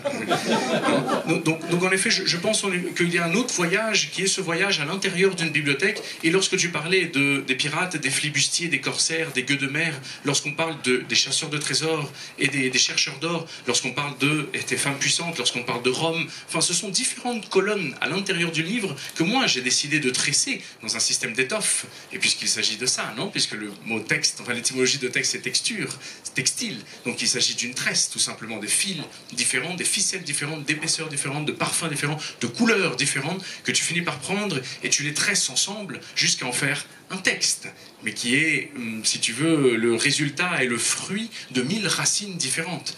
Pour les chercheurs d'or, moi j'étais tombé sur une très belle maison d'édition, qui sont les éditions du Trésor, dans lesquelles tu avais aussitôt l'histoire, par exemple, de cet homme qui va partir pour aller récupérer la rançon d'Atahualpa au Pérou. Un autre qui part à l'île des Cocos pour aller trouver les trésors perdus de Benito Bonito. Et donc tu retrouves comme ça différents personnages d'aujourd'hui qui partent chasser des trésors, et donc tu prends des notes à côté par rapport à un champ lexical. Même spectacle sur le monde du Rhum, et tu prends tout un champ lexical et ce sont des colonnes. Moi je travaille de cette façon. Une fois que j'ai énormément lu sur le thème, par exemple je suis en train d'écrire en ce moment quelque chose sur une aviatrice, eh bien je suis en train de lire Jean Mermoz, je suis en train de lire les Saint-Exupéry, je suis en train de lire Roland Garros, qui lui était un aviateur, en train de lire Santos Dumont, en train de lire comme ça tout le groupe, Romain Gary, tout le groupe des aviateurs de cette époque. Tu décides alors de faire une première page ou 2 pages dans lesquelles c'est concentré, c'est condensé, dans lesquelles le style est plein de mots compliqués, spécialistes, si bien que tu te rends compte que toi-même, c'est comme des taches d'huile, puisqu'on parlait d'avion, c'est comme des taches d'huile au milieu de la page. Peut-être le travail de l'écrivain est celui de revenir avec des phrases plus simples, qui permettent de diluer le texte, des phrases qu'on appelle des phrases béquilles. Par exemple, il se leva, prit sa valise et sortit. Cette phrase n'a aucun intérêt, prise seule. Si à chaque fois que tu vas écrire le livre, tu décides de mettre il se leva devant le monde, prit sa valise qui était en peau de lézard avec une petite anse, avec des ornements en or et en stuc, et sortit vers le siècle, là où le crépuscule était en train d'avoir la couleur de la gencive d'un léopard. Eh bien, à chaque fois que tu écris exactement la même phrase dans tout le texte, ça devient lourd, difficile, illisible. Un beau bouquet de fleurs n'est pas un bouquet où il n'y a que des roses. Il faut au milieu des mauvaises herbes, il faut des ronces, il faut du feuillage pour justement permettre au bouquet de prendre toute sa splendeur. Et lorsqu'une belle phrase apparaît, elle apparaît au milieu, dans sa force. Eh bien, un bon livre n'est pas une multitude et une suite de belles phrases. Il faut à ce compte les diluer. C'était pour te parler en effet de cette idée du voyage à l'intérieur de la bibliothèque, d'essayer justement d'entreprendre le champ lexical le plus grand possible et petit à petit de le défricher jusqu'à avoir une page qui soit lisible. Michel et François, est-ce que vous voulez ajouter quelque chose sur cette idée d'écriture comme voyage en tant que tel?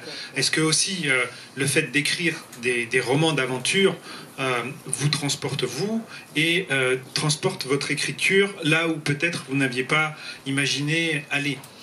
Moi, je commence de toute façon par me transporter physiquement, hein, c'est-à-dire que pour mes 2 livres, j'ai fait bien évidemment énormément de recherches. J'ai un rayon entier de ma bibliothèque sur chacun, mais après moi j'ai besoin de voir, hein. Ça a commencé ce que je vous racontais avec le Groenland.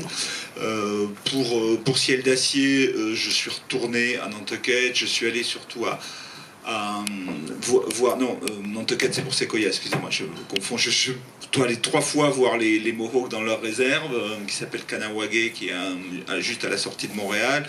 Je suis allé en voir une autre qui s'appelle Akwesasne, qui est upstate New York, donc côté américain. Moi j'ai besoin de rencontrer les gens, ça c'est vraiment le truc de reporter. Il se trouve que là, je vais bientôt me mettre à l'écriture du suivant, mais j'étais il y a 2 mois, ça va commencer en Sicile, sur une petite île sicilienne qui s'appelle Marettimo. J'étais il y a 2 semaines à Gênes, le grand port d'où partait l'émigration italienne, d'où mon grand-père maternel est parti pour le Brésil en 1912. C'est tout ce que j'en sais d'ailleurs, hélas. Et là, je vais partir en novembre à la Nouvelle-Orléans et à San Francisco, enfin Monterey. Donc là où va se terminer le livre. Moi j'ai besoin de ça, d'abord parce que les endroits, vous voyez ici, vous avez quand même la même vue qu'avaient les gens du Moyen-Âge. Les montagnes, elles n'ont pas bougé. Bien évidemment. Que je crois que le Criou s'est effondré, à un moment donné. Ah oui, c'est vrai. Parti. Bon. Les montagnes s'effondrent quand même jamais totalement. Donc le port de Gênes, d'où est parti mon grand-père, il ressemble, ça a été refait par Enzo Piano et compagnie, donc ça ressemble pas du tout. Mais quelque part, c'est de là qu'il est parti. Et en plus, vous avez un musée formidable, Galata, le musée de la mer, à Gênes, où il raconte toute l'immigration italienne. Moi, j'y ai passé la journée. J'ai besoin d'aller voir. J'ai besoin de... Et c'est vrai qu'en étant sur place, en fait, l'histoire se construit. Et sur cette petite île en Sicile, on a eu un temps de chien. Il a fait, mais vraiment super froid. C'était en mars. Il faisait du vent, il pleuvait, et ça m'était complètement égal. C'était presque mieux parce qu'on a passé, donc ma femme et moi, 4 heures en tête à tête dans une petite trattoria où on buvait des cappuccinos parce qu'il n'était pas question de sortir, il tombait des hallebardes. Pendant ces 4 heures, mon histoire a fait un bond énorme, parce qu'il y avait sur le port de cette petite île voisine qui s'appelle Flavignane une grande maison, comme un palais. Et alors maintenant, évidemment, c'est tellement simple, avec votre téléphone, vous vous disiez, mais c'est quoi ce palais? C'est le palais de la famille Florio, qui est complètement disparu. Famille Florio, une des plus grandes familles italiennes de la fin du 19e, début du 20e, qui ont fait fortune dans le thon en boîte. Les fameuses tonara, c'est les premiers à avoir. Bref, incroyablement romanesque. Et la famille Florio, je l'ai attrapé, j'ai dit, toi, hop, tiens, le fils aîné Florio, il part avec mon héros, il va se retrouver à la Nouvelle-Orléans, et c'est comme ça que ça marche. Alors quand vous allez aux États-Unis, c'est d'autant plus facile. S'en occuper, la documenter à peu près n'importe où vous allez. Vous avez une Historical Society. À San Francisco, il y en a 4. J'y ai passé 10 jours. Parce que c'est. Alors vous êtes accueillis par des petites mamies avec des permanentes et des cheveux bleus qui sont super contentes que quelqu'un vienne de France et qui vont vous sortir tout ce que vous voulez. Là, pour celui-là, j'ai eu quand même dans les mains, tu parlais de la traduction, j'ai eu dans les mains les récits, les carnets de bord des chercheurs d'or français, qui sont là, dans des boîtes, dans du papier de soie, et vous les sortent. Alors toi, mais je peux les toucher? Oui, allez-y, oh là là, c'est en français, personne ne regarde jamais, c'est tout juste si elle m'en a pas donné. Et il y avait un tas de bouquins comme ça, alors ça c'est pour vous. Alors, moi je me dis, bah oui, c'est gentil, non, mais c'est pour vous. Vous les prendre, on en a plein des celui-là, il y en a plein à la cave. Et donc je suis reparti. Et moi cette période-là, je l'adore, vraiment. Ça fait vraiment partie et du voyage et de l'écriture. Et c'est comme ça que petit à petit, l'histoire se met en place. François, vous voulez ajouter quelque chose? Alors je suis impressionné parce que je viens d'entendre, parce que moi je suis paresseux, donc je fais pas tout ça. Je fais pas tout ça, donc je me documente en fait pas tant que ça. Mon premier roman se passe en Australie, dans le bush, dans le nord du côté du Cap York. Bon, en Australie, je connais Sydney, Melbourne, enfin les grandes villes, quoi. Donc du coup, j'avais besoin de paysages, d'ambiance, etc. Donc j'ai pris ce que j'avais dans mon souvenir de Nouvelle-Calédonie. Et en fait, j'ai transposé les paysages de Nouvelle-Calédonie en Australie. Ça marche très bien, personne ne s'en est aperçu. Ça évite les longs déplacements. C'est le même point. Ouais, c'est à côté. C'est à côté. Voilà. Donc maintenant, c'est plus embêtant. Là, je suis en train d'écrire un roman historique qui se passe sur la période de Napoléon. Donc là, c'est embêtant parce que vous êtes sûr que je suis sûr que je vais recevoir des tas de lettres en disant page 42, vous dites que Joséphine avait une robe verte à cette soirée. Tout le monde sait qu'elle avait une robe rouge. c'est du grand n'importe quoi. Mais j'assume. Moi, je fais comme ça. Je préfère rêver à partir des événements et pardon Michel, mais ça marche aussi bien. Et Jules Verne n'a jamais mis. Et Jules Verne n'a jamais quitté Nantes, absolument. À tel point que dans un roman, dans mon deuxième roman qui s'appelle Pour trois couronnes, j'avais besoin de raconter l'histoire de pièces d'or. Alors, Michel probablement aurait été dépouillé des bibliothèques, etc. Et puis ensuite transformer ça Moi, j'ai raconté, j'ai complètement inventé. Voilà, la première pièce avec une couronne, c'est Harald le Pieux en Norvège en 1222. Enfin, le truc qui a l'air d'être quasiment pompé sur une page de Wikipédia, sauf que c'est absolument faux. Tout est inventé, chacun des rebondissements. Voilà, puis on en trouve en Toscane, on en trouve en Pologne, au moment du mariage de Louis XIV, etc. Tout est faux. Et ça marche aussi bien. Et d'ailleurs, il y a des gens qui m'ont dit, voilà. On admire votre connaissance de la numismatique, c'est ça, la science des pièces. Vous admirez, enfin, c'est du travail de faussaire. Hein, voilà. Donc enfin, on n'est pas obligé de se documenter ce qui ne veut pas dire qu'il ne faut pas le faire, mais voilà, on peut aussi prendre ses distances. Et moi, tellement de distance que ma faible documentation, je la perds de vue, quoi. Je peux me permettre, moi c'est même l'écueil inverse, mais ça vient de ma formation de l'agence. Hein. Nous, à l'agence, nos clients ne nous vérifient pas. Hein. C'est l'AFP, c'est parole d'évangile, donc c'est à nous de vérifier. Et ça a été mon plus gros écueil quand j'ai écrit mon premier bouquin. Je me suis aperçu au tout début que je vérifiais tout le temps. Il y avait des indications de temps. Tout était combien ça prend de temps pour faire ça, et j'ai tout réécrit 2 fois en comprenant justement qu'il fallait se lâcher, mais franchement pour moi c'était tellement pas naturel d'inventer quoi que ce soit. Dans celui-là il y en a beaucoup plus, dans Ciel d'acier il y en a très peu en fait. Et donc dans le 3e ça sera parfait. C'est ce que j'espère. Parce que ce qui est intéressant quand on écrit sur le passé, c'est pas la couleur de la robe de l'impératrice, c'est de resituer que par exemple une lettre pour aller d'Australie en France au temps de Napoléon III, elle mettait 3 semaines.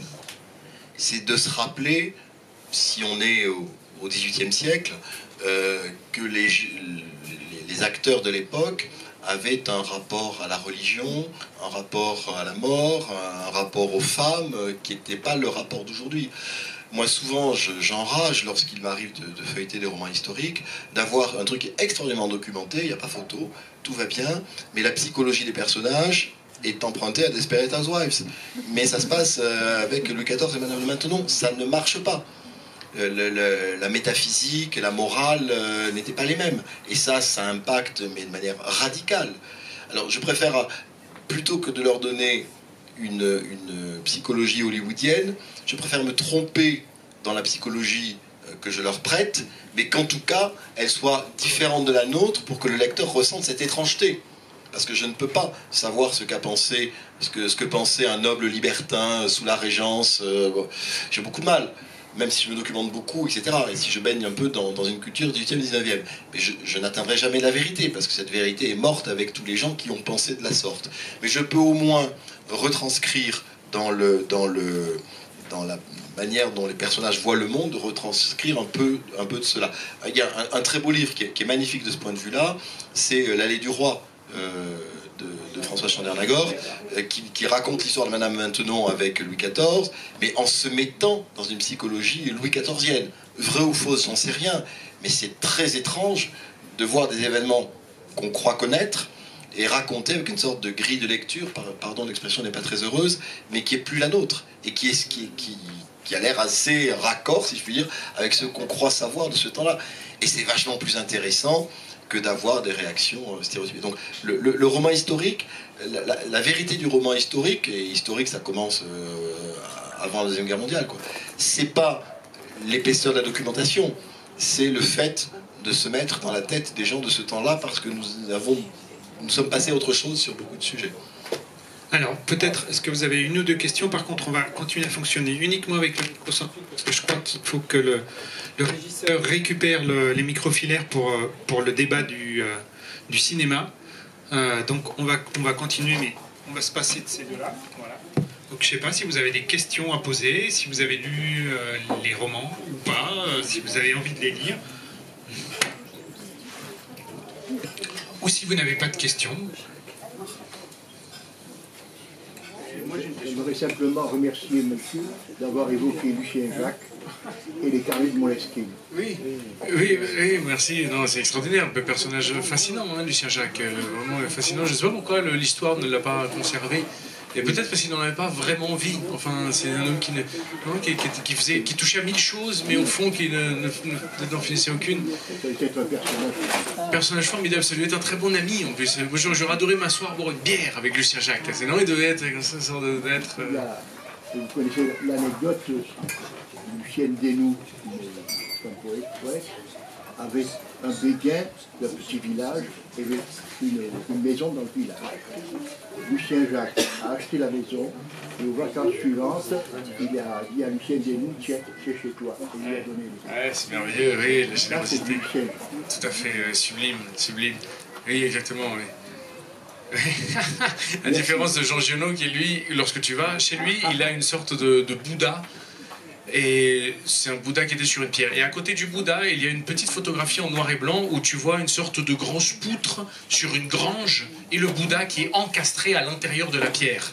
Et donc tu dis, quelle est l'histoire? Et le guide te dit, c'est très simple. Et Jean Giono est passé par là un jour près de la grange, voit le Bouddha qui est encastré dans la pierre au-dessus de la poutre, demande alors au fermier s'il peut lui vendre la pierre, le Bouddha. Et le type lui dit, mais bien entendu que non, si voyez-vous, enfin la grange est là, je ne peux pas la déposséder du Bouddha. Il dit, bon, bah alors je vous achète la grange. Du coup, il achète la grange, fait déconstruire la chose, sort le Bouddha et revend la grange au fermier même. Sort le Bouddha. Quand même, c'est incroyable, non? Mais il venait d'une grange près de Manosque, près de Pertuis ou de Pierrevert, enfin ça...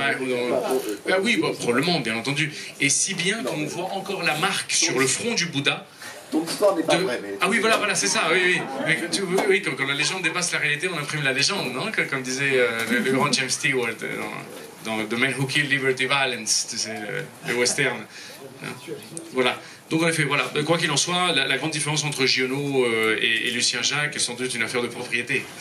Tu avais une question? Oui, absolument. Moi, j'avais une question pour toi, mon ami. Et dis-moi, une chose. Quel est ton groupe sanguin? Non, je voulais te dire. J'ai observé que tu as publié 2012, 2013, 2015, 2016.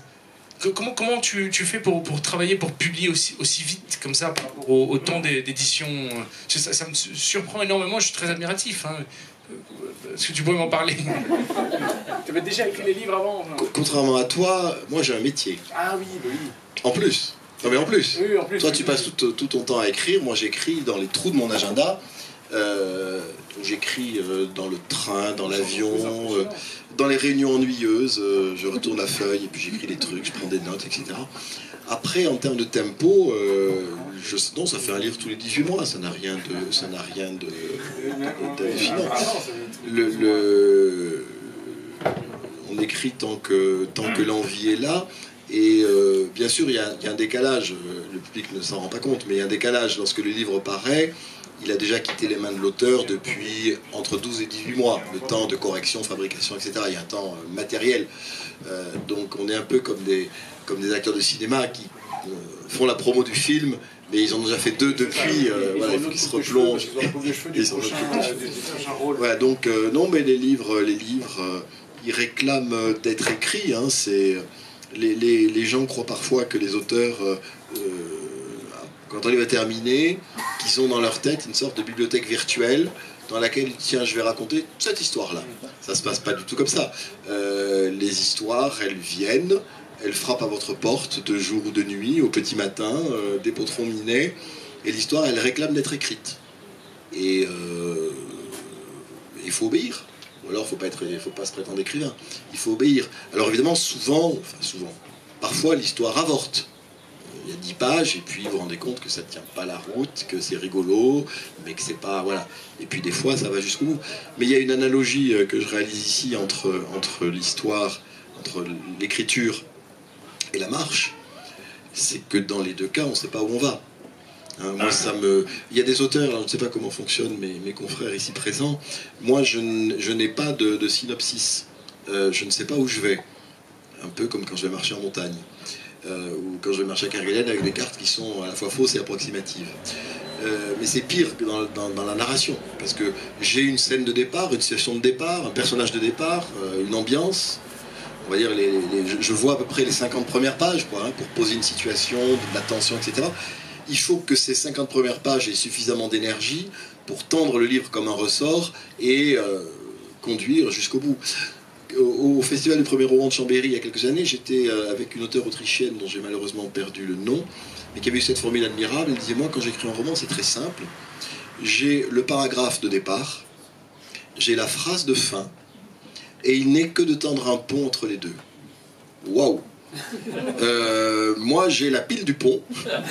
Je construis mon arche ou ma voûte, je sais pas comment il faut dire en termes de constructif, en déséquilibre total, et j'espère que l'autre moitié du pont va arriver sur la rive. Si elle arrive dans le fleuve, je suis mal barré.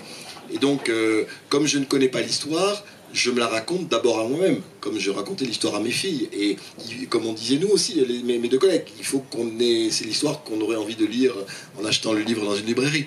Et donc, comment faire pour aller jusqu'au bout? Comment faire pour finir l'histoire? Sur un de mes romans, j'ai écrit 10 fois la fin. C'est terrible. Parce que, ouais, c'est sympa, ça fonctionne, c'est rigolo, c'est machin, c'est truc. Mais oui, mais c'est pas la fin de l'histoire. C'est pas ça. Le héros devient un salaud, ou voilà, enfin, ça marche pas. Et c'est à la 10e fois, la 10e fin, mais à chaque fois c'est 30 pages, quoi. Vous vous rendez compte que, voilà, Tenon et Mortaise s'embriquent parfaitement, et que c'est la fin qui referme le livre, qui referme toutes les portes, etc. Mais tant qu'on n'a pas trouvé cette porte, ou cette fin, ou cette chute, eh ben, on a le cœur qui bat, parce que l'histoire, elle vit encore. Et puis quand on est arrivé à la fin du livre, bien sûr, il y a encore un travail, je vais dire technique, de bien vérifier que ça coule, que c'est fluide, comme on disait, que c'est joli, que c'est machin, que c'est truc. Mais le cœur bat plus de la même manière. Le cœur qui bat, c'est quand on est... voilà, il y a un dialogue, à un moment de tension du livre, ils sont en train de s'engueuler, et puis qu'est-ce qui va se passer? Il va lui foutre son poing sur la gueule, ils vont faire l'amour, ils vont se réconcilier, ils vont comploter, il va s'apercevoir qu'en fait il est manipulé, que sais-je. Il y a 1000 manières de terminer juste cette séquence de dialogue. Moi, ce qui m'intéresse, c'est de construire la tension et de trouver le moyen qui soit à la fois le plus logique et de préférence le plus inattendu pour que le roman rebondisse jusqu'à la séquence suivante. Donc de ce point de vue-là, voilà, c'est comme de monter un col et de redescendre sur un paysage dont on n'aurait pas la carte. Ce qui laisse les choses pas mal ouvertes. Hein. Alors, comme l'heure avance, et puis qu'il y a aussi une séance à 20h30 avec Caril Ferret et projection du film, et que peut-être certains d'entre vous veulent y aller, je vous propose d'arrêter là la discussion, ce qui ne vous empêche pas, si vous voulez rester, de continuer à discuter en aparté avec nos invités.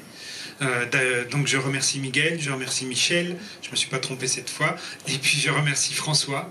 J'espère qu'on vous a donné envie de lire ces romans. On peut les applaudir, tout à fait.